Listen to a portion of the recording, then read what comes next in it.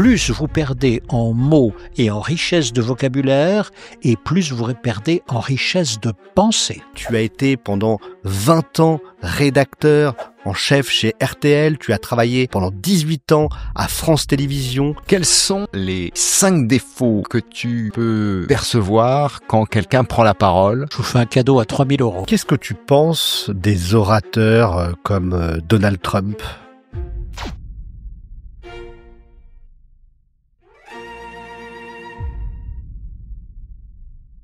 Bienvenue dans ce nouvel épisode du podcast du Clash au Cash, le réveil juridique des entrepreneurs. Aujourd'hui, nous recevons Thierry Watelet. Thierry Watelet est un formidable orateur. Bonjour Thierry. Bonjour à tous. Bonjour Thierry. Alors, on va parler de l'art oratoire, de l'éloquence. Tu vas tout nous expliquer sur ce sujet. Mais avant tout, on va te présenter. Tu as été pendant 20 ans rédacteur en chef chez RTL. Tu as travaillé pendant 18 ans à France Télévisions. Tu as aujourd'hui plus de 36 000 personnes qui te suivent sur les réseaux sociaux. Tu nous diras ce que tu leur racontes, ce que tu leur dis et pourquoi ils aiment te suivre. Tu as formé plus de 10 000 personnes à l'éloquence, à la performance de la parole au service du dirigeant. C'est quoi pour toi, première question, l'éloquence? Qu'est-ce que l'éloquence pour toi ? C'est une grâce, c'est une beauté. C'est plus précisément encore, c'est la pratique de la parole. Chacun a son éloquence. Nous sommes 3 ici dans le studio.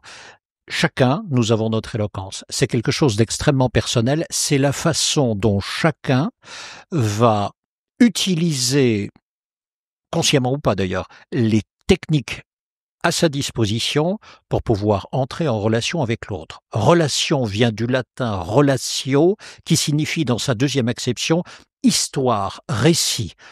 Entrer en relation avec quelqu'un par la parole signifie commencer une histoire avec l'autre. C'est une grâce.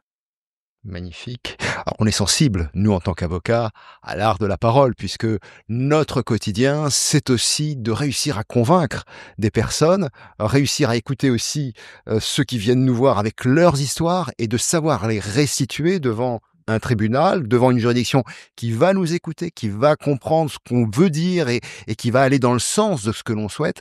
Et on est sensible à cela. Quels sont les principaux critères d'une bonne prise de parole? Les anciens se sont penchés là-dessus. La rhétorique est née évidemment dans l'Antiquité, 6e siècle avant Jésus-Christ. Et ce sont d'ailleurs 2 avocats qui ont démarré sur la rhétorique, c'est Corax et Tisias. Simplement pour répondre à la question, on peut aller chercher des réponses chez Démosthène, on peut aller chez Aristote bien sûr, on peut aller chez Cicéron, Quintilien.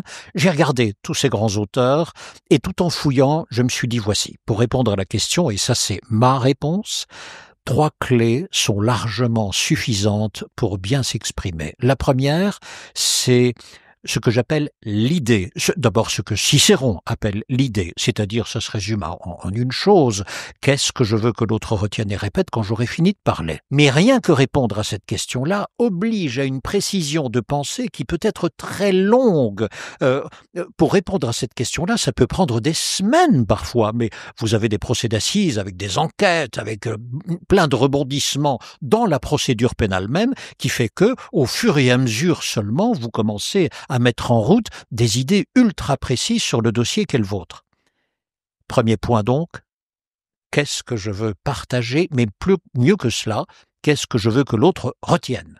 Et ça tient en un mot, en 2 mots, en une phrase, c'est l'idée. Deuxième point, c'est comment vais-je l'exprimer? Et ça, on ne l'apprend plus à l'école. Jusqu'en 1895, on l'apprenait. Chaque génération avait un cours d'art oratoire, avait un cours de rhétorique. 1895, c'est l'année de Jules Ferry, et Jules Ferry décide, avec d'autres bien sûr et son gouvernement, de remplacer tout ce qui concerne la rhétorique et l'art oratoire par les sciences et les technologies. Nous étions à l'époque dans une décennie où il y avait 2 révolutions industrielles, l'électricité et la vapeur. On avait besoin d'ingénieurs, on avait besoin de techniciens, on a poussé le latin et le grec, derrière quoi se trouvait la petite sœur, la rhétorique, elle est tombée dans la poubelle et on ne l'a plus jamais revue. Ça signifie quoi? Que nous sommes, vous comme moi, autodidactes de la parole. Nous sommes orphelins de tous ces moments-là. Et donc, dans l'exercice de la précision de la pensée qui précède l'ajustement des mots, regardez tout ce que nous avons perdu en 120 ans. Écoutez vos contemporains, je ne les accable pas, je dis voilà où on en est aujourd'hui, et puisque vous avez cette accélération des réseaux sociaux, en plus de YouTube, etc., mais vous voyez vraiment les dégâts que cela peut faire. 1. Précision de l'idée. 2. Comment dois-je l'exprimer? Et ça, c'est écrit depuis 3000 ans. Aujourd'hui, l'éloquence qui nous rassemble, celle qui est de notre temps, clairement, celle qui est de début 2025, majoritairement exprimez-vous en phrases principales. C'est ce que Cicéron appelle l'orateur simple. Phrase principale, de quoi s'agit-il? Il s'agit simplement d'une phrase qui ne comporte qu'une seule information. C'est tout. Un exemple? Oui. La porte s'est ouverte. Écoutez mes phrases. La porte s'est ouverte. Il est entré. Il avait une grosse pomme. Il s'est assis. Il a déposé la pomme sur la table. La pomme a roulé. Il est allé dans un coin. Elle a commencé à pourrir. Il nous a regardé. Il nous a engueulé. Il est reparti. On l'a plus jamais revu. Ce ne sont que des phrases principales. Voulez-vous que je remette maintenant toutes ces informations-là dans une seule phrase? Vous allez voir que la musique va changer. Alors qu'il était entré quelques minutes plus tôt, que s'étant assis à la table, ayant déposé une grosse pomme, celle-ci ayant roulé, tombé, étant en train de pourrir dans un coin, virgule, retenez bien tout ce que je viens de vous dire parce que vont surgir le sujet principal et le verbe principal de la phrase, suivi des compléments associés. Je vous donne la clé anglaise et je passe à la suivante. Je résume. Quand vous vous exprimez en phrases complexes, qui sont très belles, celle ou celui qui fait le boulot, c'est celle ou celui qui écoute. Et quand vous vous exprimez en phrase principale, celle ou celui qui fait le boulot, c'est celui qui parle. 2 points, idée, phrase principale, dernier point, il faut l'ajouter, mais ça vous le savez, vous les avocats vous le savez, mais vous êtes les seuls exemples. Néanmoins, on ne vous entend pas suffisamment là-dessus. C'est ajouter du silence à votre parole. Et ce n'est pas un retrait, et vous le savez, le silence, c'est ce qui va amplifier le mot que vous voulez que l'on retienne, celui pour lequel vous avez une connotation très forte, et ce avec quoi vous voulez marquer l'esprit de l'autre. S'il n'y a pas de silence, ça ne servira pas à grand-chose. Et si tu avais un conseil à donner justement à quelqu'un qui prend la parole sur les réseaux sociaux, parce qu'aujourd'hui c'est ça, les dirigeants, les jeunes dirigeants, nous en recevons dans notre podcast, ils doivent prendre la parole sur les réseaux sociaux. Quelles phrases simples ils peuvent faire pour se démarquer? Et justement, si tu devais résumer ton propos pour eux, puisque on sait aussi que la capacité d'attention aujourd'hui est très limitée, qu'est-ce que tu leur dirais? On est 3 autour de la table. Qu'est-ce qui nous distingue? Nos identités. Vous voulez vraiment être différent, mais soyez vous-même. C'est la seule recette que moi j'ai trouvée. Soyez vous-même. Alors regardez, quand on utilise cette phrase-là, soyez vous-même, c'est une véritable recherche. Donc, quelle est votre compétence? Et même pour un avocat, quelle est votre compétence? Où se trouve votre fil de connaissance, celui que personne ne pourra vous voler, là où vous êtes vraiment installé? Quelle est aussi, dans la façon dont vous étudiez les dossiers, votre façon à vous personnellement? Comment aimez-vous faire les choses? Voilà, ça c'est votre sillon personnel. L'authenticité. Ah oui.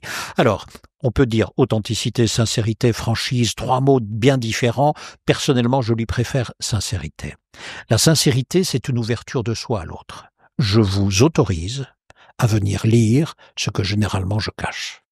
Et quel est selon toi l'intérêt d'être charismatique quand on est entrepreneur? Quelles sont les 3 clés de quelqu'un pour être charismatique? Il y a plusieurs écoles là-dessus, je suis très humble, mais il y a plusieurs écoles là-dessus. Vous en avez qui disent le charisme, cela peut se travailler. D'autres qui disent c'est un inné.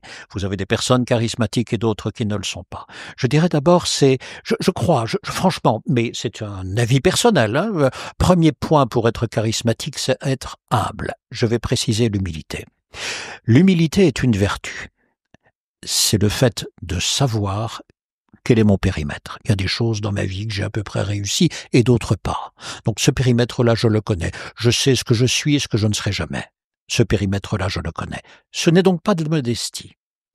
L'humilité est une vertu, la modestie est un calcul social. Je ne peux pas dire ici, face à vous, face à n'importe qui, je suis le meilleur. À peine l'ai-je dit qu'une contre-production s'effectue dans votre esprit. Mais pour qui il se prend? Mais il est qui, lui, pour dire ça? Voilà. Donc, la modestie va m'obliger à un calcul social jusqu'où puis-je parler de moi sans mettre en route ce moteur d'opposition qui est en vous. L'humilité, c'est pas ça du tout. Je suis capable de vous dire, voilà, là-dessus, sur l'art oratoire, je pense connaître quelques petites choses, pas tout, mais je progresse là-dedans. En revanche, sur les maths, rien, et la physique non plus, même si la vulgarisation m'intéresse. Voilà, vous voyez, je suis capable de dire ça. 1, humilité. 2, la gestion du silence face à l'autre, que votre regard, le vôtre, que je sois à l'aise avec ça, même les regards que je ne connais pas. Donc je suis capable de vous regarder bien dans les yeux, pas pour dire il y a un combat, pas du tout. C'est parce que j'ai quelque chose à vous dire. C'est parce que ma présence est là pour vous. Mais ça, vous le connaissez. Ça, vous savez ça. Vous savez aller chercher l'autre avec le regard. Et même avec un regard où il n'y a que du silence, vous vous avancez, vous vous approchez, ce n'est qu'une présence, et elle va bientôt parler. Charisme, pour moi, c'est ça. C'est l'art d'être soi jusque dans l'intensité de sa présence. Qu'est-ce qui t'a amené à cet art? Qu'est-ce qui t'a amené à t'intéresser justement à la rhétorique, à l'art oratoire, à aller regarder Cicéron, voir, éplucher, apprendre ces techniques? Plusieurs facteurs, je vais aller vite parce qu'il y en a beaucoup, mais plusieurs. D'abord, c'était la littérature, les mots, l'usage des mots. Donc très tôt, mon professeur de français, j'étais émerveillé par la beauté des mots. Ça, c'est d'abord commencé par là. La beauté des mots, la métrique des phrases aussi. Par exemple, dans la poésie, c'est très joli, c'est beau, bien. Ensuite est arrivée la puissance des mots. Mais attends, avec la parole, avec le mot, mais tu peux changer une vie, tu peux faire basculer des choses. J'avais 2 amis, ils étaient en droit, en année de droit, en 2e année de droit, et moi-même je terminais ma dernière année au lycée, et ils m'avaient dit, mais viens voir, si tu veux. Je suis allé voir. Ah, ça m'a mis passionné tout de suite, mais tout de suite. Donc je suis allé toute une journée en faculté, j'ai dit, voilà, c'est par là que je veux commencer à connaître le monde. Et pendant mes études de droit, je ne voulais pas devenir avocat, mais toute la matière m'intéressait vraiment parce que je la trouvais subtile, je la trouvais magnifique. À la fois, je veux faire respecter la règle et en même temps, je l'étudie pour voir si le cas que j'ai en face de moi est un cas qui correspond vraiment à la règle. Enfin, vous connaissez mieux que ça que moi. Ce n'est pas franchir la ligne jaune, c'est quelle est l'épaisseur de la ligne. Jusqu'où puis-je aller avec cette ligne-là? C'est magnifique. Et là, pour le coup, l'Europe, l'Église, la chrétienté, depuis longtemps, ont exercé des raisonnements, des subtilités dont nous sommes aujourd'hui les héritiers. Ça, je trouvais ça magnifique. Et pendant mes études, je suis allé suivre les grands procès. On voit vite un réquisitoire qui n'est pas bon. Il est là. Mais il est pas bon, tu me marques pas, tu m'ennuies même. Voilà, j'ai compris quelle était ta thèse, arrête, c'est trop tard. On voit vite une plaidoirie quand elle démarre bien, et puis il y a un accroc, c'est dommage. Il se reprend derrière, quand je dis il se reprend, dans le raisonnement, tout n'y est pas, tu ne m'entraînes pas jusqu'au bout. Et c'est pas une question de longueur, c'est vraiment une question d'esprit. C'est tu m'entraînes ou pas. Et il y en a d'autres. C'est pas une question de mots, encore une fois, c'est le chemin intellectuel que tu m'obliges à prendre me conduit évidemment à me dire, et je ne parviens pas à m'en départir, il est innocent. Il n'a pas été capable de cela. Et je voudrais me départir de cette conviction que vous partagez avec moi ou que vous voulez que je partage avec vous. Et ça, nom d'un chien, je ne parviens pas à l'enlever. Ensuite, lorsque le jury va se retirer avec le président de la Cour et que les débats vont commencer, c'est avec ce matériau-là que vous aurez semé, que les débats vont commencer. Et là, je dis bravo, ça me passionne vraiment. C'est-à-dire la puissance du mot. Je vais jusqu'au bout, ça c'est l'avocat. Mais maintenant, le chef d'entreprise, le dirigeant, le décideur, là, je dois fédérer, je dois emmener. C'est-à-dire, nous sommes tous autour de la table. Et voici que je veux vous dire, on y va. Mais c'est un miracle, ça. C'est un miracle. Parce que d'une immobilité qui est caractéristique de chacun d'entre nous, je dois vous voir vous lever et ensemble porter le même projet. Bon courage. Et ça par la puissance des mots. Mais il va falloir que je vous fasse rêver pour ça. Plus que cela, il faut que j'allume un moteur en vous, qui soit un moteur individuel ou collectif, mais qui nous permette ensemble d'aller porter un projet dont moi, je vous ai expliqué les tenants et les aboutissants. Mais pour moi, c'est miraculeux, ça. Le chef d'entreprise qui y parvient, c'est miraculeux. Il n'y a pas que la parole dans cet exercice-là. Mais avouez avec moi qu'elle est pour 60-70%, elle est là. La personnalité sera là, d'autres choses aussi, tout un écosystème autour de la parole. Mais c'est quand même elle qui, au départ, va expliquer le projet, sans quoi on ne sait pas où on va. Il y a l'idée. Il y a l'idée, en fait, qui préside la parole. Je me réfère au podcast précédent que nous avions fait avec Quentin Gully, où justement c'est un entrepreneur très charismatique. Il disait à quel point c'était puissant et fort, en fait, à un moment donné, de sortir d'un comex, et que comme les idées et les process étaient bons et que, en fait, lui avait le leadership de se faire écouter par ses équipes, il pouvait transmettre véritablement les idées et du coup les actions qui devaient être mises en place dans l'entreprise. Et là, quand on a finalement un peu comme dans un orchestre, on est musicien avec Jean-Philippe. C'est exactement ce que je voulais aussi aborder. Ouais, cette force du chef d'orchestre où en fait à un moment donné les choses sont mises en place, et ben effectivement ça se déroule tout seul et l'entreprise forcément elle va vers le succès. Pour qu'elle se déroule toute seule, j'imagine qu'en amont il y a un travail assez conséquent pour arriver à cette maîtrise. Comme un instrumentiste qui va faire ses gammes. Quelles sont les gammes de l'orateur? Les gammes, elles sont énormes. Les gammes de l'orateur, je dirais d'abord, comme il n'y a plus de cours aujourd'hui, il n'y a plus de standard déjà. Donc il faut se créer ou bien aller choisir un standard. Je m'explique. Vous avez beaucoup de livres sur l'art oratoire qui paraissent. Et franchement, tout ce que publient mes confrères, je l'achète. Il y en a encore un qui vient d'être publié tout récemment. Je l'ai acheté, je l'ai parcouru. Je n'ai pas tout lu, bien sûr, mais je l'ai parcouru pour voir quoi? Quelle est la recherche que tu as faite sur cette discipline?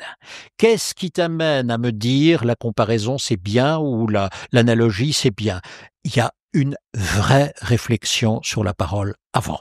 Bien, ça c'est fondamental. Donc, je reviens sur le travail qui précède l'usage de la parole. C'est d'abord s'interroger d'abord sur des mots simples. Qu'est-ce que la rhétorique? Qu'est-ce que l'éloquence? Qu'est-ce qu'un argument? Qu'est-ce que la vérité?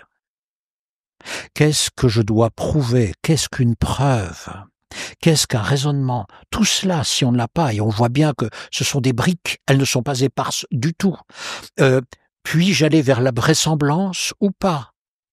Je n'ai pas la réponse. Des réponses ont été données, et vous les connaissez comme moi, mais puis-je utiliser un sophisme?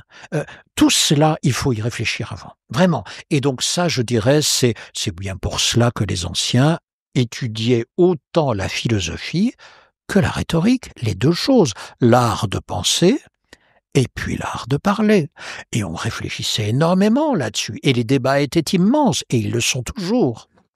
Ce que j'avais lu sur un de tes posts LinkedIn, c'est que justement, effectivement, sans une culture forte, des lectures régulières, il était compliqué ensuite de dire des paroles qui soient impactantes, en fait. Alors, encore une fois, je ne parle que pour moi. Nous sommes d'accord, je ne vais pas donner des leçons au monde entier. Je vais vous dire comment moi j'ai fait, comment je fais.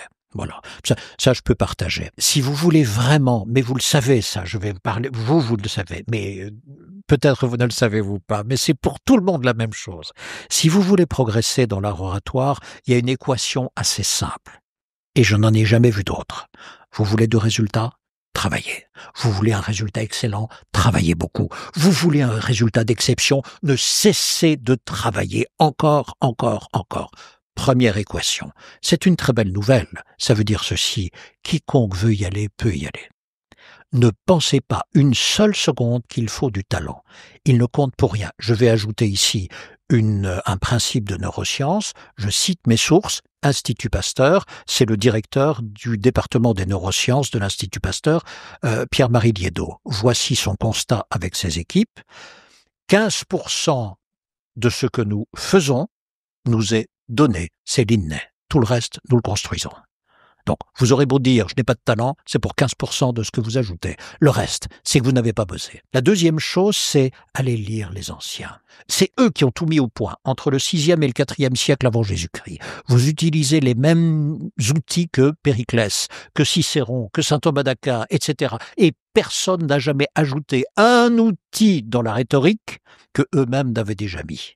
Donc, tout est écrit en 2 siècles. C'est exceptionnel dans notre civilisation et même dans l'histoire des hommes. Toute une discipline mise au point dans une ère géographique très précise et en quelques générations, pas plus. Et après, tout est dit. C'est magnifique. Franchement, donc, allez d'abord lire. Si vous n'avez pas lu, franchement, je suis désolé pour vous, mais on est nulle part. On est nulle part. Donc, il faut aller lire Aristote. Ça fait 80 pages. Il faut aller lire au moins le De Oratore de Cicéron. Ça fait 80 pages encore. Il faut aller lire au moins une plaidoirie de Démosthène. Il faut aller lire le livre 4 de Quintilien. C'est une évidence. Est-ce que c'est pas un peu élitiste tout ça parce que finalement on a des gens qui nous regardent, qui sont des entrepreneurs, qui n'ont pas le temps de lire, qui n'ont peut-être jamais lu de livre. Est-ce que c'est pas un peu élitiste tout ce que tu nous dis là? Premier point, si l'excellence est élitiste, alors il faut arrêter de bosser, hein. Donc, surtout pour vous. Donc, premier point. Non, ce que je veux dire surtout, c'est ceci. Je suis d'accord pour un dirigeant, mais on est bien d'accord, tous les dirigeants qui nous regardent, ils disent, attends, ouais, je vais pas faire tout ça. On est bien d'accord. Il y a peut-être ChatGPT, mais on y reviendra sur l'IA. On va y arriver sur l'IA. Mais ce que je veux dire, c'est, il y a des bases, quoi. Franchement, il y a des bases. Maintenant, pour le dirigeant, le tout, c'est choisissez le maître, la maître, qui a de très bonnes bases, voilà, qui va vous entraîner sur des bases sûres, certaines, qui a donc, lui, elle, été lire les anciens, a lu vraiment tout ce qu'il fallait lire, et ensuite s'est fait une idée sur la pédagogie de la chose. Comment vais-je maintenant partager? Parce que le dirigeant, il a des missions très précises, avec quoi vais-je encombrer son esprit? Franchement, pour répondre à cette question, personnellement, je dis il n'y a que 3 clés au départ pour le dirigeant. Cela suffira pour ce qu'il a à faire. Ce que je retiens, c'est que le travail, évidemment, dans cette matière, mais comme dans toutes les matières, et finalement dans l'entrepreneuriat en général, on n'a pas de résultat si on ne bosse pas, on n'a pas de résultat si on ne travaille pas. Nous, par exemple, certaines personnes nous disent, bah oui, vous parlez bien, vous faites des webinaires, ils sont top. Bah oui, parce qu'on en a fait des centaines. Oui, parce que de par notre métier d'avocat, au quotidien, nous sommes amenés à prendre la parole. On n'a pas de talent particulier, c'est juste parce qu'on le fait beaucoup. Et si vous souhaitez augmenter dans une compétence particulière, et que ce soit l'art de la parole, mais ça peut être l'art du marketing ou autre, faites beaucoup, passez à l'action. Faites, vous progresserez et puis documentez-vous sur ce que font les meilleurs, inspirez-vous.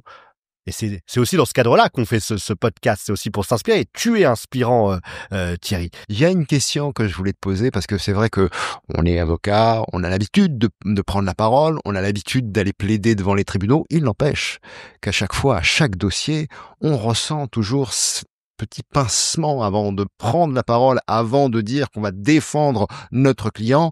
On a en tête la stratégie qu'on va délivrer au tribunal. J'aimerais savoir, toi, de ton côté, tu es orateur depuis des dizaines d'années, tu es passionné par cette matière. Avant de prendre la parole, que ressens-tu? Es-tu anxieux? As-tu une manière, des techniques pour parler en public, avoir cette assurance, cette manière de dire les choses, de les déclamer quelque part, avec assurance? Voilà, quelles sont, parce que souvent, la prise de parole est associée à une peur de prendre la parole en public.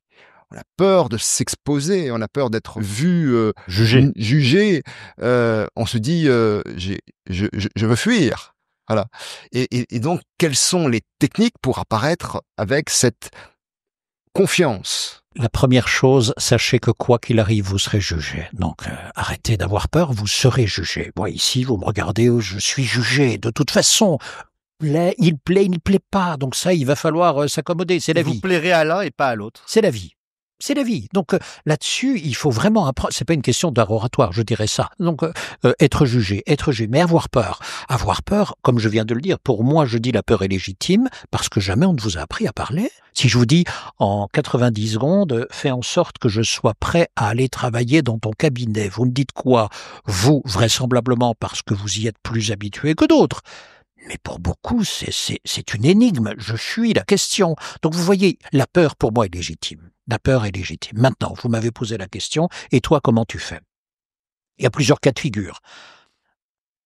Premier cas de figure, je prépare. Et je prépare, mais vous n'imaginez pas, comme un fou. Mais comme un fou. Quand je prépare pour mes clients... Par cœur ou pas par cœur? Alors, plus que par cœur, c'est au-delà du par cœur, je vais y arriver. Mais la préparation, c'est pour vous dire, c'est d'abord des lectures, pratiquement une 50aine de livres par an. Et ce sont que des essais. Et les essais, je les lis 3 fois. Je lis une première fois l'essai avec un crayon. Le deuxième, je recopie les passages dans mes calepins. J'en ai une quinzaine. Et troisième point, je relis. C'est ce que j'appelle le livre des livres. Oui, mais avec ça, ça va nourrir vos pensées. Interrogez-moi sur tous les sujets. Je vous assure que j'ai quelque chose à vous dire qui ne m'appartient pas. Je vous donnerai la source. Mais au moins, ça, je l'ai en tête. Vous voyez la somme que vous pouvez avoir. Pas pour le plaisir. Alors si, le plaisir de connaître, franchement, c'est un plaisir. Mais surtout, le plaisir de pouvoir dire, et qu'ici, là-dessus, il y a un auteur qui a dit cela, un autre a dit cela. On pourrait également, par contradiction, penser ceci, etc. Vous pouvez nourrir vos pensées. Donc ça, c'est le premier point. Préparation. Quand c'est une préparation, c'est pour vous donner maintenant un ordre de grandeur. Une conférence, c'est 150 répétitions. Donc, c'est pas une, c'est pas 10. Une conférence, c'est 150 répétitions. Du par cœur, non. J'écris tout le texte.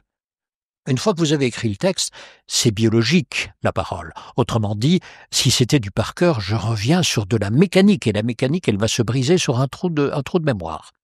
Donc non, aller plus loin, ça veut dire quoi? Une fois que vous avez votre texte et qu'il est écrit, c'est pas mal, parce que là, au moins, on a un standard. Prenons le premier paragraphe. Premier paragraphe, je me dis, on m'aura présenté, on aura fait mon éloge. Imaginons, j'imagine, une éloge largement supérieure à ce qu'il peut exister. Comment je réponds à cela? Je vous donne la réponse. Madame la Présidente, Monsieur le Président, avec de tels éloges, on ne peut que décevoir. Ou bien se donner beaucoup de mal, je choisirai la deuxième option. Bien. Ça, c'est le premier paragraphe. Deuxième paragraphe... C'est ce qu'on appelle en marketing le hook ou l'accroche. Possible. En tous les cas, ici, c'est la réponse à quelque chose de très agréable. Mais bon, il faut bien y répondre. La deuxième chose, c'est on ouvre comment? On ouvre comment? C'est-à-dire, je vais démarrer par quoi? Et le je vais démarrer par quoi? La première intention que vous avez, vous aussi, c'est écoutez-moi. À la limite, donnez-moi un verre et un couteau, je vais taper dessus pour dire « Stop, j'ai quelque chose à vous dire ». Or, ça ne se fait pas comme cela par la parole. Donc, qu'est-ce que je vais bien pouvoir dire pour fédérer les attentions? Et vous voyez que à cet endroit-là, eh bien, mes propos vont être bien différents de ceux qui seront plus loin, parce que plus loin, c'est ce que je veux partager. Je démarre par quelque chose qui n'a rien à voir avec ce que je veux dire, mais qui a pour intention de fédérer toutes les attentions. Donc ce deuxième paragraphe-là, maintenant, je vais le dire comment. Un exemple, par exemple. Exemple, la prochaine conférence se situe à Dijon. La prochaine, voilà, j'en ai une et je suis en train d'écrire le début. Dijon, eh bien, je choisis d'ouvrir par le lieu. D'accord. Je choisis d'ouvrir par le lieu. Dijon, ça vous parle en quoi? Oh, ce sont les ducs de Bourgogne. C'est également le vin. La moutarde. C'est également, pardon? La moutarde. Oui. Et puis, la moutarde. Et puis, c'est également une puissance largement supérieure au roi de France pendant longtemps. Elle a été crainte, cette région-là. Ils étaient les plus forts du périmètre français, je vais dire tel que connu aujourd'hui. Parfait. On y va là-dessus? Allez, on ouvre avec le lieu. Madame la Présidente, Monsieur le Président, merci beaucoup pour les éloges immenses que vous venez de faire. Avec de tels éloges, on ne peut que décevoir ou bien se donner beaucoup de mal. Mesdames et messieurs, j'ai choisi la deuxième option. Dijon, cœur de la Bourgogne, depuis des siècles aujourd'hui, vous imposez un pouvoir à quiconque vous rend visite. D'abord parce que vous avez des ancêtres illustres, les ducs de Bourgogne, et leur empire allait de Bruges à Châlons. Ensuite, parce que vous avez importé une richesse énorme et vous en avez exporté autant. Vous avez importé quoi? Vous avez importé de la soierie, vous avez importé des tapisseries. Elles se trouvent ici chez les ducs de Bourgogne, dans le palais des ducs de Bourgogne. Mais vous avez exporté également votre vin. Et c'est avec votre vin que vous avez initié la diplomatie. C'est un duc de Bourgogne qui, le premier, a initié la diplomatie et le vin, parce qu'avant on ne faisait que des libations. Alors si vous le voulez bien, quelques siècles plus tard, et s'agissant de la Bourgogne, reprenons à la fois la diplomatie, à la fois la joie de vivre et à la fois la profondeur qui est la vôtre. Sur le sujet qui m'amène vers vous, il s'agit tout simplement de s'interroger. Y aurait-il dans le management des entreprises des choses que l'on a oubliées ? Cherchons bien, puisqu'on les a oubliées. 2 choses que j'aimerais vous rappeler ce soir, etc., etc. On peut y aller, mais on peut aller de 1000 façons. Il faudra que je le réécrive, bien sûr. Mais voilà, on peut le commencer comme ça. Alors, dans ce podcast, notre objet est aussi de voir justement les entrepreneurs, et tu es toi-même entrepreneur, puisque tu aides les dirigeants, tu nous expliqueras comment et quel est véritablement ton métier. Et où as-tu eu des points de réveil juridique ? Est-ce que tu as eu des problématiques qui t'ont réveillé sur le plan juridique ? Alors dans réveil, il y a le rêve de l'entrepreneur et puis il y a l'éveil parfois qui fait mal. Est-ce que tu as eu des difficultés en ce sens ? Je n'aime pas les conflits. Mais vraiment, ma nature, je n'aime pas les conflits. Et donc, je préfère fuir. Vous voyez ? Donc, j'aurais été un très mauvais avocat parce que l'avocat doit aller à la bataille pour son client. Donc, alors clairement, quelles sont les problématiques auxquelles j'ai été confronté ? Rarement, heureusement, mais j'ai eu des impayés. Je n'ai jamais poursuivi, je ne suis jamais allé au-devant de la personne. J'aurais pu, franchement, j'avais les contrats, j'avais tout, je le sais, j'avais toutes les pièces. Donc, franchement, j'aurais mis ça entre les mains d'une boîte de recouvrement, elle y allait sans aucun problème. Grâce à Dieu, je travaille avec des personnes qui sont policées, civilisées, avec qui je m'entends parfaitement bien. J'ai conscience d'évoluer, mais dans un milieu où je suis heureux comme personne ne pourrait l'être, quoi. Franchement, vraiment, je suis à l'abri de conflits, je suis à l'abri de pauvreté intellectuelle, je suis toujours sollicité par mes clients qui me posent des défis nouveaux, donc ça m'oblige à travailler, à aller de l'avant et à rester humble. Ça veut dire que là où vous êtes, vous n'êtes nulle part, il y a encore 1000 chemins à faire. Allons-y, grimpons. Et comment concrètement aujourd'hui tu accompagnes des dirigeants d'entreprise ? Comme vous d'abord, on se t'aime. Raconte-moi ton souci, raconte-moi ton problème, c'est quoi, quelle est ta problématique ? Et comme vous encore, il va falloir aller chercher derrière les mots initialement dits. Parce que la personne s'exprime mal sur ces sujets-là. Elle dit « Non, mais moi j'ai peur », par exemple, « Moi j'ai peur ». Ça ne me dit pas grand-chose, ça. Tu as peur de quoi ? Dis-moi jusqu'où tu es allé. Est-ce que tu as pris la parole ? Oui, j'ai déjà pris la parole. Bon. Et alors, la peur, elle s'est installée quand ? Oh, mais c'était bien avant. Mais ça, c'est pour tout le monde. C'est du trac, ça. Bon, on va travailler là-dessus. C'est pas grave. Ou non, mais j'ai peur aussi. Je ne dors pas bien. Ah, c'est autre chose. Attends, moi, je suis pas psychologue. S'il y a un problème, il faut vraiment, c'est pas mon officine. Il faudra aller ailleurs. Et c'est donc d'abord dialoguer pour pouvoir comprendre le sujet. Très bien. Ensuite, une fois que le client me dit, alors allons-y sur un cas très précis, ben voilà, qui m'a été posé il y a 2 heures. Bonjour Thierry, écoute, le 22 février prochain, on me demande d'intervenir pendant 6 minutes devant 1000 personnes, j'ai pas de sujet et je sais pas comment faire. Et là, on m'a dit, il faut que tu craches le feu, il faut que ce soit comme au Moyen-Âge, il faut vraiment que ce soit quelque chose d'incroyable, etc. Or, le type, je le connais, c'est un très bon chef d'entreprise, il est très calme, il est très posé, et c'est pas son truc. Bon, donc, comment va-t-on faire ? D'abord, le sujet, qu'est-ce que tu veux partager ? Premier point. Quelle est l'idée centrale ? On revient sur Cicéron, on recommence. C'est qu'est-ce que je veux que les autres retiennent et répètent quand j'aurai fini de parler ? 2. Deuxième question qu'on va se poser, c'est, à ton avis, les 1000 personnes, dans quel état d'esprit sont-elles avant que tu prennes la parole ? Donc là, c'est une hypothèse qu'on va formuler. Et on va se poser la deuxième question, dans quel état d'esprit souhaites-tu qu'ils soient lorsque tu quitteras la scène ? Le delta, c'est toi. Le delta entre les deux, ce sera toi. Donc, nous aurons au moins une idée, mais nous aurons plus qu'une idée, nous aurons également de l'énergie que nous allons devoir transmettre par les mots, par une puissance, par une incarnation, par une authenticité, par une sincérité, et tout cela en 6 minutes. Donc, comment va-t-on démarrer ? Et comment va-t-on finir ? Et au milieu, comment va-t-on développer ? Et le début doit toujours être simple. Vous le savez, ça. La première phrase, elle doit être belle, elle doit être simple, elle doit s'adosser à un long silence que vous créez. Sans quoi, ça va démarrer n'importe comment. Donc, eh bien, allons-y, ça peut être quoi ? J'en sais rien, moi, mais ça pourrait être, par exemple... Mesdames et messieurs, l'année sera catastrophique. vous l'avez lu, vous l'avez entendu, et je vous le dis. Qui a vécu 2025 ? Enfin, mais personne, ni vous ni moi.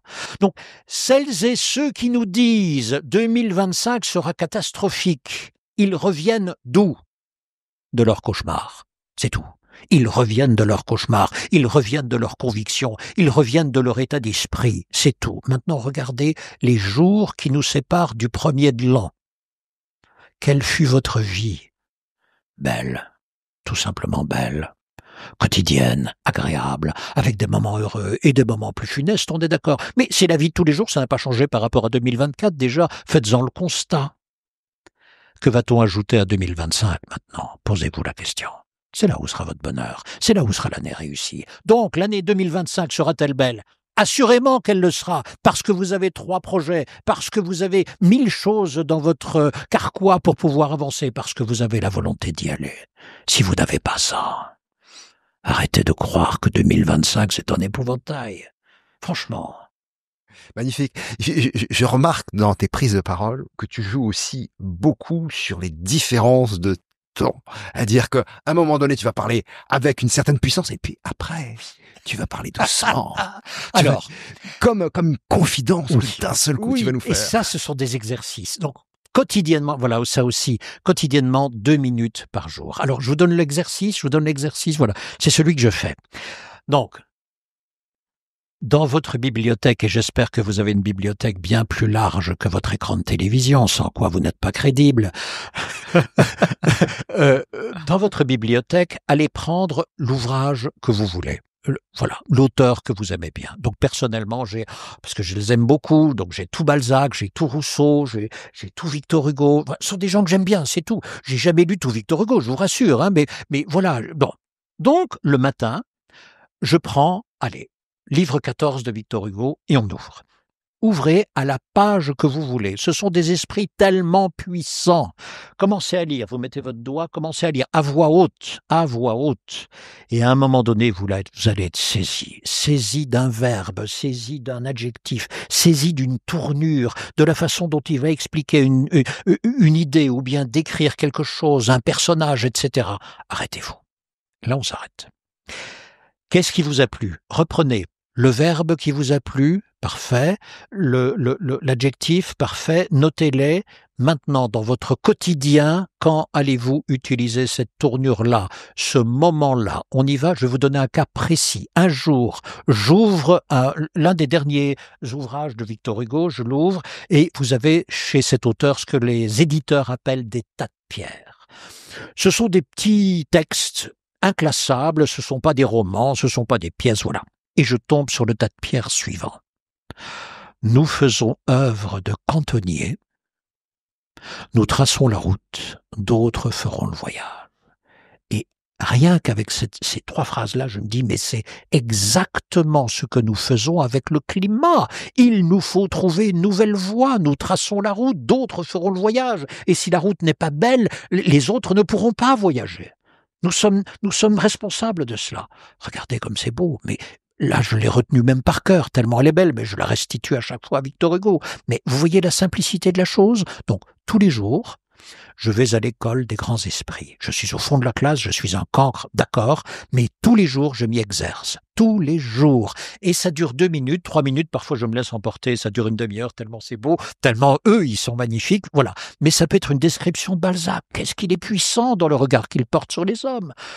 Rousseau, la façon dont dans ses correspondances amoureuses, il rompt avec une jeune femme, mais ça dure 25 lignes, c'est exceptionnel, c'est puissant. Et donc c'est une lecture à haute voix ? À haute voix, et vous vous arrêtez là où cela vous touche. C'est tout. Oh, qu'est-ce que j'ai aimé ce passage-là. Arrêtez-vous, c'est tout. Et maintenant, dans votre quotidien, comment allez-vous faire ? Je vous donne encore mais que j'utilise tous les jours. Vous allez, celles et ceux qui me connaissent vont se retrouver. Je terminerai le podcast avec vous. Je vous enverrai un mail. Et je vous dirai, j'espère que cela plaira à vos auditeurs. Et puis là, je vais reprendre une formule que j'ai lue et que je prends à Jean-Jacques Rousseau. À défaut de choses savantes, j'espère qu'ils en retiendront quelques-unes d'utiles. Nourrissez-vous des grands esprits pour l'audace de leur vocabulaire, l'étendue de leur regard, et ceci va exercer votre esprit là où seul on n'irait jamais. Je ne suis pas contre les auteurs contemporains, mais ils ne m'apportent pas le même plaisir. Ils m'apportent le plaisir dans les réflexions profondes de notre temps, mais pas dans l'usage des mots. Beaucoup moins dans l'usage des mots. C'est rare. Quand j'ai une nouvelle phrase qui me frappe, qui me donne un suc, qui me donne une saveur nouvelle. J'ai l'impression, quand tu parles des mots, de la manière dont tu les utilises, j'ai l'impression d'entendre un musicien, en fait. J'ai l'impression qu'il y a une partition derrière, qu'il y a une intonation, que tout est musique. Alors oui, c'est ce qu'on appelle la prosodie, hein. Donc voilà, donc c'est la musique des mots, c'est chacun a sa musique à soi. Mais donc pour revenir à la musique, pour revenir à ces fameux crescendo et à ces moments de silence, à ces moments susurrés, donc il faut s'y exercer, Là, c'est pas mal. Regardez, mais c'est là où Lucchini est très fort. Il faut aller écouter Lucchini. Lucchini, il parle parfois avec une seule note sur la durée.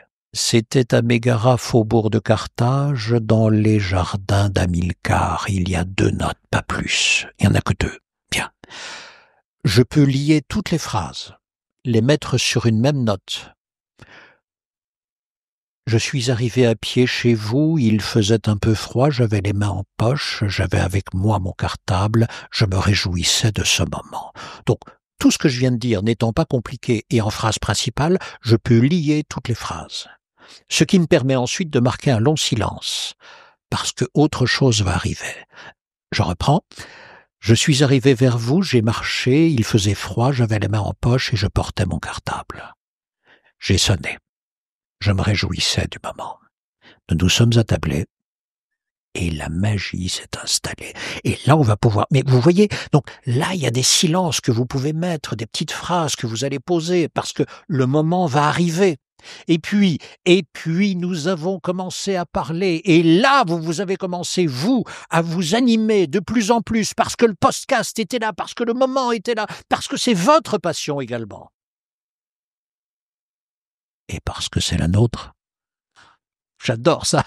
Thierry, toutes ces techniques, d'ailleurs, on a eu cette idée parce qu'on a cet amour de la parole, cet amour de la persuasion, d'emmener les gens là où on souhaite. On a eu cette idée ensemble de faire une conférence.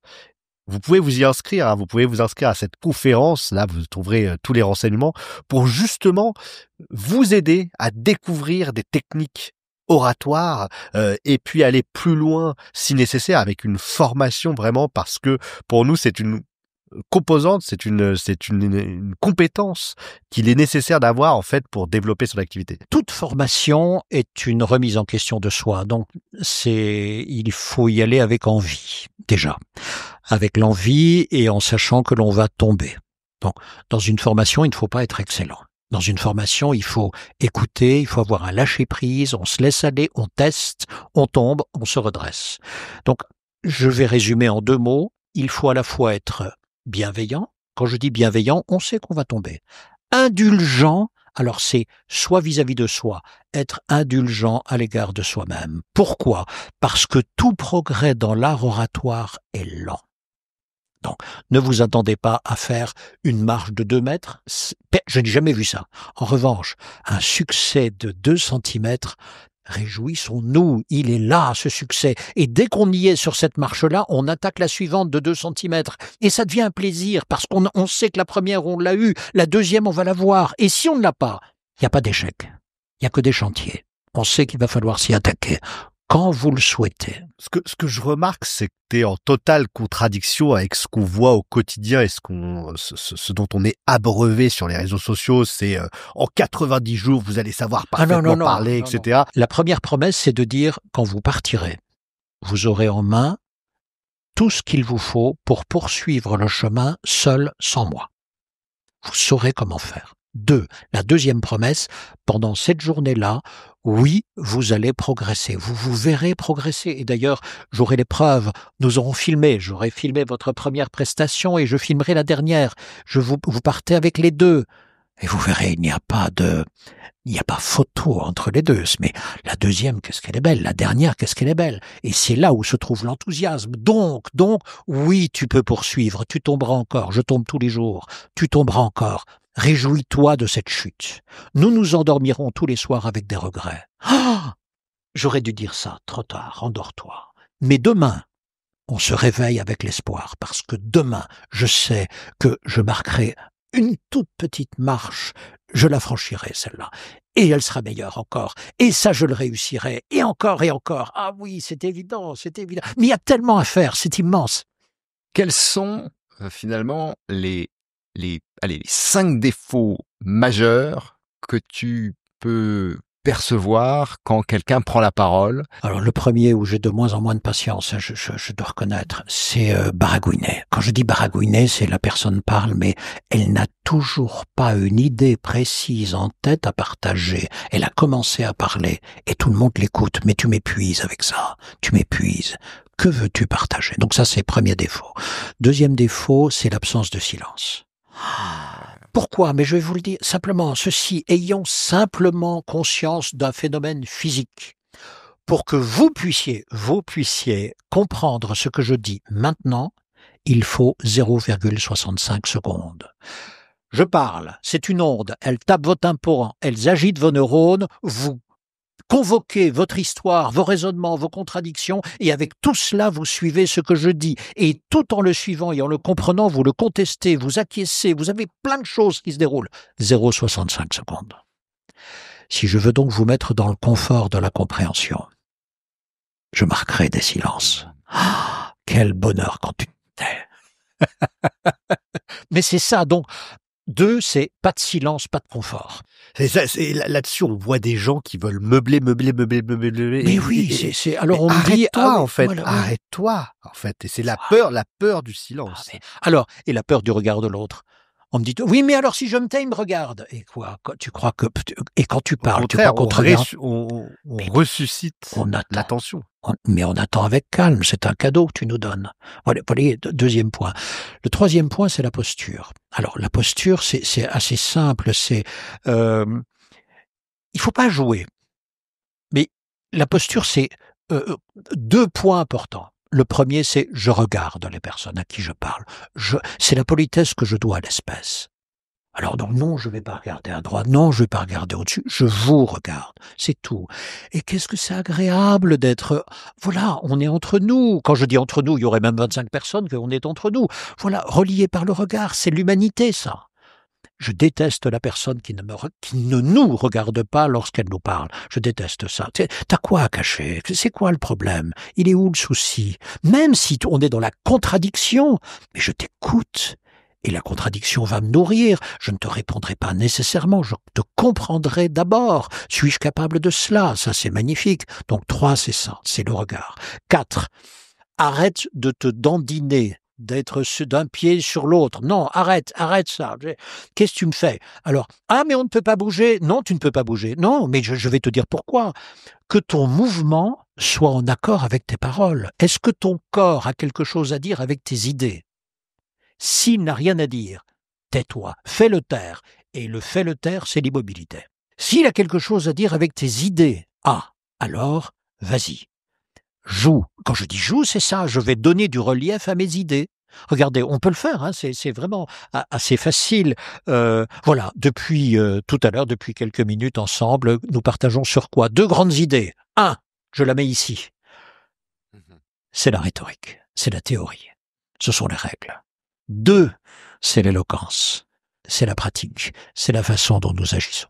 Je les ai mises dans l'espace. Vous les voyez, je peux donc légitimement aller là ou légitimement aller là. Et là, maintenant, vous me suivez dans l'espace. Donc maintenant, s'il y avait une scène, on peut les mettre dans l'espace. Et entre les deux, je mets un long moment de silence sur le temps où je marche. Je vais mettre donc la rhétorique à droite, par exemple. Et puis nous avons l'éloquence. Il y a une scénographie, une manière une mise en scène de la parole derrière ça, et tout est pensé. C'est-à-dire que tout est calculé quelque part. Est-ce qu'il y a une place pour l'improvisation? Alors, je pourrais citer Churchill qui dit un discours improvisé se prépare 3 fois. Voilà, mais une fois que j'ai dit ça, c'est une pirouette. Donc, pour y aller. Alors, le véritable orateur improvise très peu, mais vraiment très peu. Regarde, pourquoi? Parce que je sais que dès que l'on m'a dit c'est à toi sur tel sujet, ou bien écoute, on t'écoute, bien, je sais l'importance du début et je vais le soigner. Pour moi, non. Pour vous, c'est toujours... La parole ne peut être que généreuse parce qu'elle est adressée à l'autre bout des mots se situe l'autre. Donc je vais le dire encore autrement pour bien répéter. Toutes les techniques servent à quoi en gros, hein? Et puis je vais revenir sur la sincérité parce que derrière, il y a cette question-là aussi. Donc premier point, c'est pourquoi bien apprendre à parler? Voilà en gros. Parce qu'à l'autre bout de mes mots se trouve l'autre. Et que j'ai le choix. Ça maintenant, je vais citer Cicéron. Cicéron attribuait 3 fonctions à la parole. Informer, ce que nous faisons régulièrement. Émouvoir, là on parle au cœur plus qu'à l'esprit. 3, plaire. Plaire, ce n'est pas séduire. Plaire, c'est rendre le moment agréable. Autrement dit, au moment où je prends la parole, j'ai le choix. Ou bien je salope le moment, ou bien je le rends beau. Beau comme quoi? Avec la même esthétique et la même absence de sens que peut avoir la beauté d'une rose. C'est un instant éphémère que je vais dresser esthétiquement parce que j'en ai la responsabilité. C'est tout. Et vous voyez que là, je vais y réfléchir et je vais me donner cette responsabilité-là parce que je vous l'offre. Je l'offre ça à mes interlocuteurs. Donc, je pourrais ne pas le faire. Je le fais, il n'y a aucune intention de convaincre, aucune intention de persuader, c'est juste plaire. Et je peux donc ajouter une esthétique au moment où on partage simplement de l'information. Pourquoi travailler la parole? Parce qu'à l'autre bout, il y a l'autre. Et je le considère comment l'autre? Mais comme mon semblable. J'aimerais tant qu'on me prenne du temps chaque fois qu'on me parle. Alors, lorsqu'il y a l'enjeu, etc., je vais aller jusqu'au bout de... Mais vraiment, je le dis aux dirigeants, ça. C'est tellement important. Moi qui vous parle maintenant, là, on est 4 dans la pièce, voilà, vous ne le savez pas, mais nous sommes 4 dans la pièce. Je parle. J'use votre temps de vie. Ce qui signifie que je suis comptable de mes mots parce que chaque mot use votre vie. Donc, si un mot suffit, je n'en utiliserai pas 2. Si je n'avais qu'une idée à partager, je ne serais pas indiscipliné au point d'en commencer une 2e. Je m'arrête. Et là, vous me direz merci, mais moi-même, je serai soulagé. Il n'y a pas de crime dans mes mots, parce que sinon, j'use votre vie. Vous voyez, pour moi, ça va jusque-là. Qu'est-ce que tu penses des orateurs comme Donald Trump? Excellent, mais excellent. Distinguons bien les idées, le personnage, la personne de son propos. Donc son propos, on a analysé le propos de Donald Trump, celui d'Hillary Clinton et celui d'Obama. Pour suivre un discours de campagne d'Hillary Clinton, il faut avoir un bac+2, a priori. Voilà. Il y a des tournures de phrases, il y a des mots, des connotations, des effets de halo. Bon, il faut un bac+2. Obama, il faut un bac. Trump, primaire suffisent. Alors on peut s'en moquer, mais on peut aussi voir la lecture inverse. Les 2 premières personnes que je viens de citer ne s'adressent pas à tous les Américains. Et donc Trump s'adresse à des Américains qu'on a oubliés ou qu'on n'avait pas compris. Et voilà le souci. Si c'est une démocratie, il va falloir parler pour tout le monde. Ouais, mais ils comprennent rien. Non, on ne te comprend pas, c'est différent. Et donc, vous voyez ici, en fait, Obama, c'est l'un des plus grands orateurs de son siècle, et pourtant, nous sommes responsables, enfin, en tous les cas, l'homme politique est responsable de cela. C'est tout. Vous vous adressez à tout le monde. Moi, quand Macron parle d'ipséité, etc., c'est magnifique pour quelques-uns, mais pour beaucoup, qu'est-ce qu'il me dit là, le président? Voilà, je veux pas un prof de philo, j'aimerais bien que le président me parle. C'est juste ça que j'attends, et je ne l'ai pas. Je ne l'ai pas. On a l'impression qu'il veut jouer au premier de classe ou qu'on leur dit, mon Dieu, que le personnage est intelligent. Non, j'aimerais bien que tu sois un chef d'État, ce serait déjà pas mal. Entre l'intelligence et un chef d'État sont 2 choses différentes. Est-ce que l'une est nécessaire pour l'autre? Je n'en sais rien, mais pour l'instant, j'ai pas de chef d'État. En tous les cas, c'est ma conviction. Ça, c'est autre chose. Après, on peut en débattre. C'est intéressant, justement, aujourd'hui, même dans le débat politique, quand tu vois des hommes politiques, finalement, quel regard tu portes? Alors, pas pour une personne en particulier, mais finalement, toutes ces personnes qui s'expriment au quotidien, qu'on voit dans les médias, qui utilisent des mots, et où, effectivement, ils usent Et qu'est-ce que tu leur dirais? Qu'est-ce que tu as envie de leur dire? Je vais le dire, et ce n'est pas une porte ouverte. Comme vous, j'ai cette très désagréable impression depuis plusieurs années maintenant qu'il y a une augmentation massive et régulière de la violence dans l'usage des mots. Pas seulement chez les hommes politiques, mais ils en sont eux aussi les acteurs et ailleurs aussi. Il y a une violence dans la façon dont nous nous exprimons. Alors maintenant, si je prends le langage politique, là pour le coup, on le voit de plus en plus. Donc, ce que je leur dirais, c'est d'abord ceci, mais et surtout maintenant. Et si nous apprenions d'abord à écouter, une personne parle, ne lui répond pas tout de suite, enfin, on a l'impression là que c'est un jeu à somme nulle. Tu parles, je parle, et il en restera rien, sauf des artifices de parti, des calculs politiques, etc. Ça m'intéresse pas, cette parole-là est tellement creuse, ou me semble creuse. Tu as côtoyé des personnalités. Est-ce que tu peux nous dresser un petit peu le panorama de l'évolution, justement? Est-ce que à une époque, on parlait plus lentement, on parlait plus distinctement, on avait vraiment des choses à dire?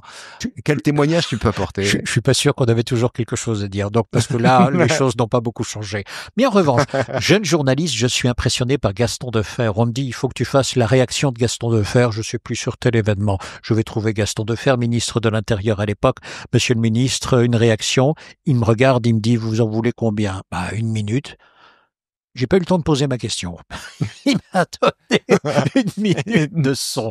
Alors, tout cela pour dire, certains étaient roués, ils étaient vraiment entraînés sur les médias déjà. Il y avait beaucoup plus de richesse de vocabulaire, c'est une évidence. On a perdu beaucoup en vocabulaire aujourd'hui et on en perd toujours. Mais pour s'en rendre compte, alors on peut s'affliger, bien sûr, mais c'est depuis longtemps.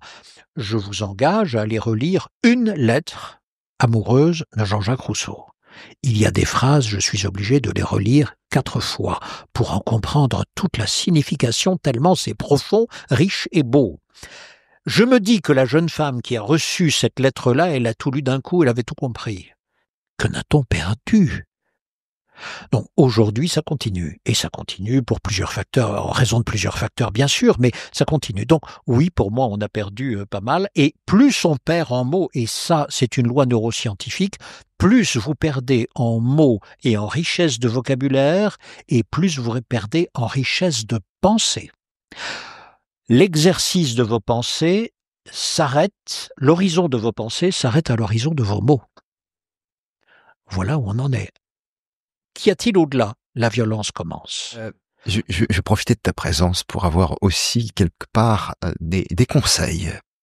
Tu sais que quand on exerce notre métier, on peut être amené à devoir prendre la parole dans des médias, à devoir être interrogé par des journalistes, à devoir éviter, faire attention à ce qu'on dit parce que on ne peut pas forcément tout dire.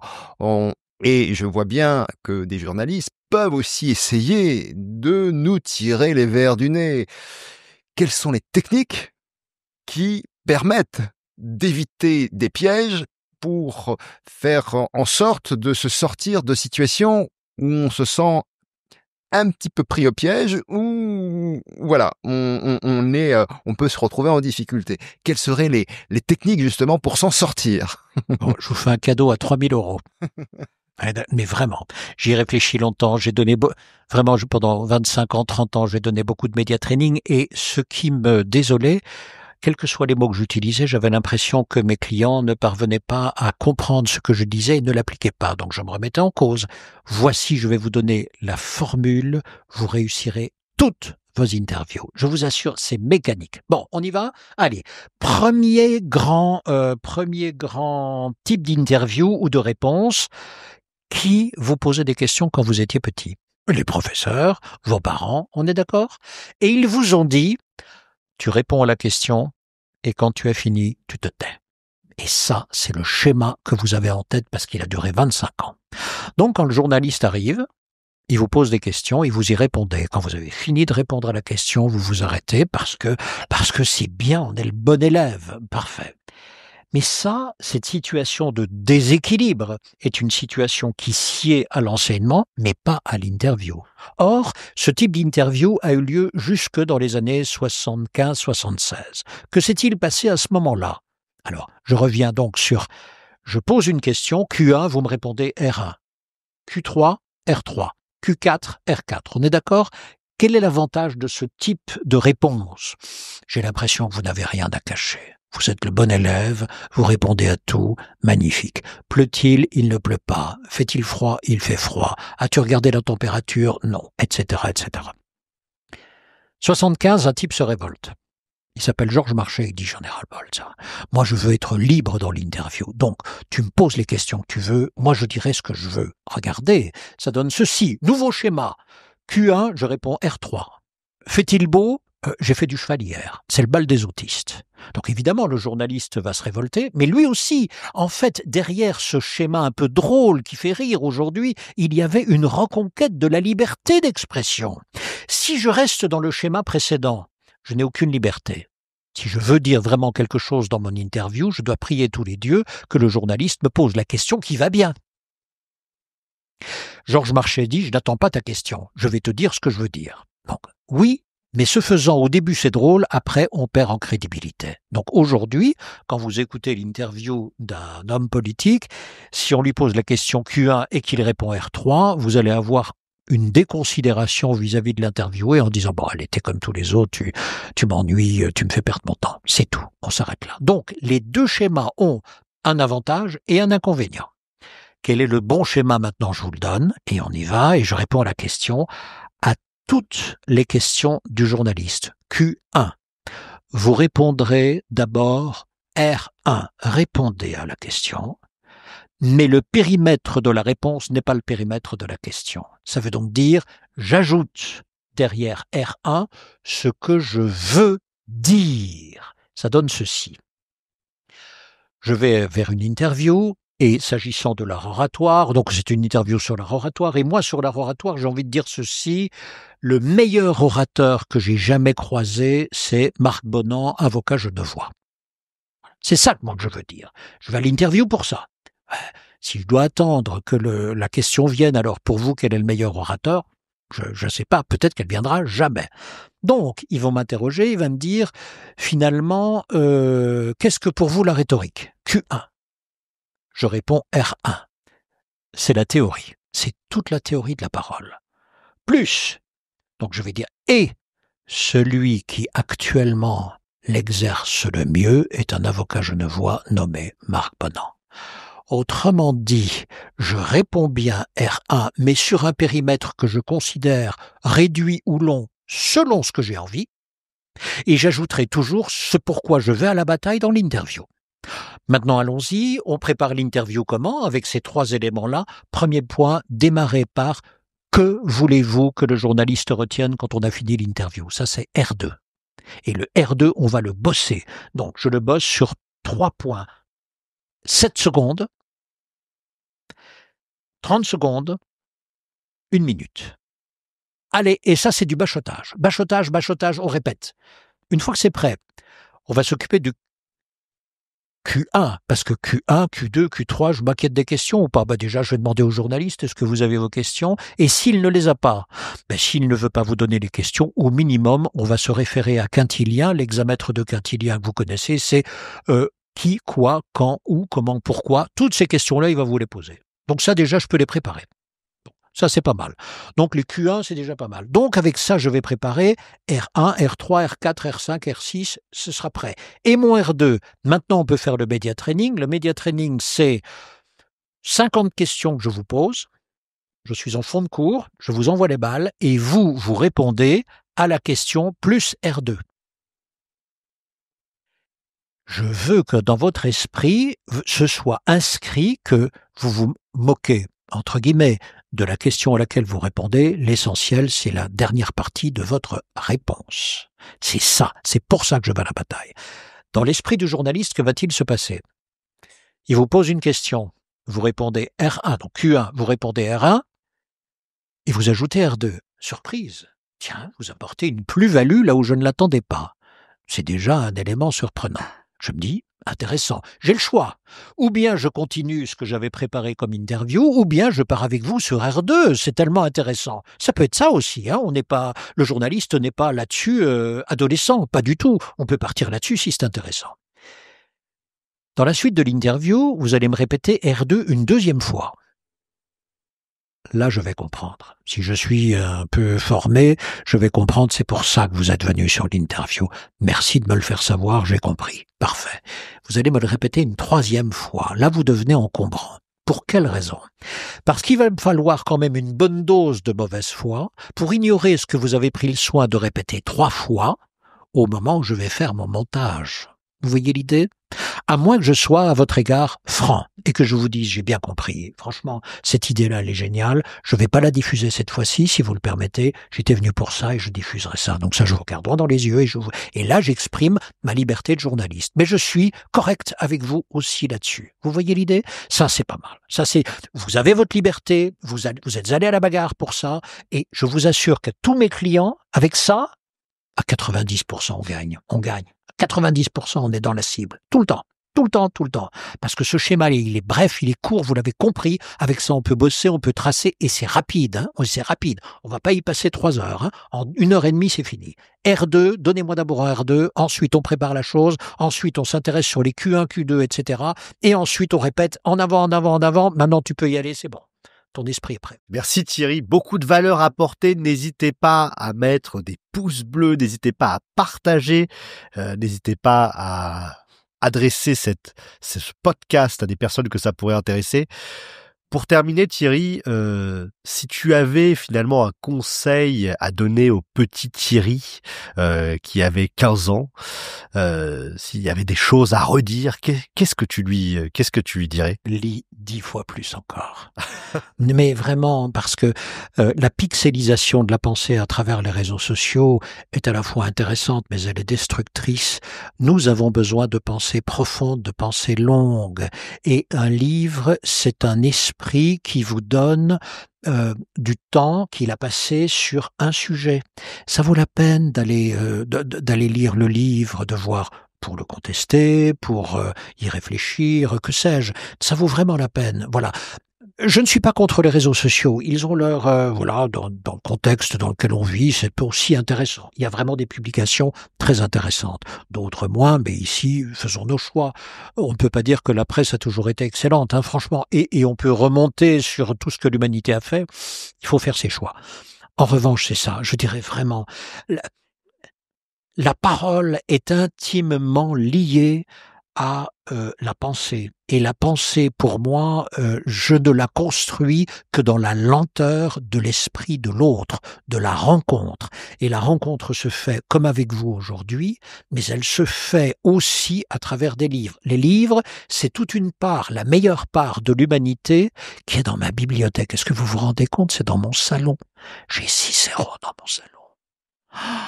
Mais non, mais vous vous rendez compte de la chose. Ça veut dire que le temps que je peux passer avec lui, mais c'est un temps précieux. Lui, ça lui coûte plus rien. Moi, c'est un bonheur. Alors, choisissez l'auteur que vous voulez. Je parle de Cicéron, mais choisissez l'auteur. Et en plus, surtout, sortez-vous de l'idée que vous êtes obligé de lire le livre de A à Z. Combien de fois je ne vais pas uniquement sur une plaidoirie de Démosthène, juste parce que c'est joli, parce que c'est beau, parce que... Mais comment il a fait encore ça? À un moment donné, Démosthène, voilà, il faut bien voir, il est en face d'agriculteurs, en face d'agriculteurs, de commerçants, de pêcheurs. C'est l'agora athénienne, ce ne sont pas des polytechniciens. Et voici un début de plaidoirie. Athéniens, cela fait 9 jours que vous débattez. Et cela fait 9 jours que vous tournez avec les mêmes idées. Si vous aviez eu ce soir une idée différente, je me serais tu. Mais puisqu'aucune ne l'est, je me permets enfin de prendre la parole. Alors, réfléchissez 2 minutes à ce qu'il vient de dire. Vous êtes vraiment des trous du cul, franchement. Mais ça fait 9 jours que vous répétez la même chose, quoi. Il va falloir que je m'en mêle. En gros, c'est ça. Oh là là, mais il le dit avec une élégance, avec une douce. C'est magnifique, Démosthène. Merci Thierry pour cette intervention, pour ta présence au podcast et pour tout ce que tu as dit. C'est passionnant, j'allais même dire fascinant, parce que la parole est quelque chose de fondamental. C'est le lien entre moi et les autres. C'est ce qui fait que on crée un rapport entre humains. Et c'est important aussi pour des dirigeants d'entreprise de prendre conscience à quel point cet outil, cette maîtrise est importante à acquérir pour leur activité, pour les personnes à qui ils s'adressent, leurs clients, les personnes avec lesquelles ils collaborent. Je pense que c'est vraiment un art à maîtriser à tout niveau. Merci en tout cas pour ce partage.